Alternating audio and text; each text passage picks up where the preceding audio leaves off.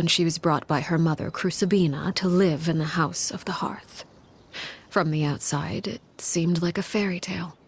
A thriving family made up of kind adults and friendly children. Crucibina was the knave at that time, and the House of the Hearth was under her control. She was Clearvies' mother by blood, but she was also the mother to all the children in the house. Clearvie was happy here, for a time. But she quickly realized that being part of this family wasn't a fairy tale at all. It was a kind of purgatory. Purgatory? Exactly. The House of the Hearth takes in war orphans from all over Teyvat. But as for how to raise them, that depends entirely on the person in charge. Crucibina came up with a novel idea. She would teach the children to fight, force them to duel each other, and then crown as the king of the house the child who proved themselves most worthy of inheriting her title. It's difficult to estimate the number of children who died or were maimed in the process. There's little I can say about the ones who died. The ones that emerged with permanent injuries, on the other hand, well, they still served a purpose. They would be handed over to the doctor to be experimented on, or sent away on dangerous missions.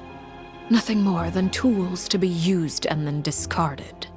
A person with a tenacious spirit. Peruere, on the other hand, was rather cold-blooded. Her cold-blooded nature allowed her to see through Crucibina's facade. Yet, it was also this cold-bloodedness that prevented her from acting against it. At least at first. While Clearvie longed for freedom, Peruere was convinced that, amid all the fighting and violence, she would make it until the end. Despite their differences, the two became fast friends, united by their knowledge of the truth. Clearvie told Peruere that she hoped to create a real family, where no one would be killed or sacrificed. There may have been a certain naivete to her ideas, but Clearvie proved her determination many times over. She tried countless times to run away, ask for help, or expose the truth. But her efforts only earned her beating after beating. The only thing that kept her going was her strength of will. Even with her body racked with pain, she would still stand on her tiptoes and open the window at night. She and Peruere would look out at the moon together, a fierce longing for freedom shining in her eyes. But one day that light simply vanished. Oh no. What happened? Her hopelessness resulted from a culmination of things. 10 years had passed. 10 years worth of failure after failure. She and Peruere weren't children anymore, but finding any chance to escape still seemed as hopeless as ever. It was during this time that Peruere suggested a new plan. If escaping was out of the question, why not take down the very person sitting on top of this throne of lies? Mother herself. Clearvie rejected that proposal. She claimed that, as a famous harbinger, Crucibina possessed an unimaginable amount of power. Trying to kill her would have an incredibly low chance of success. Clearvie never gave another reason, but Peruere could see it written all over her face.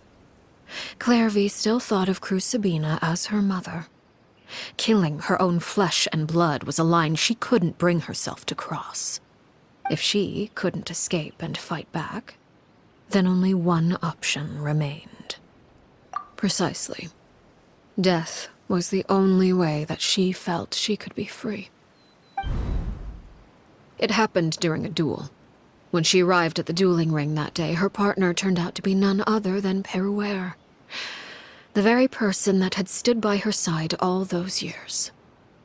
It was a fierce battle, but ultimately, Clearvie decided to let Peruere end her life. From that moment on, Peruere's journey was one written in flames. When the rain finally came and washed it all away, there she stood, the sole victor in Mother's endless game of slaughter, a trail of corpses strewn across her path to success.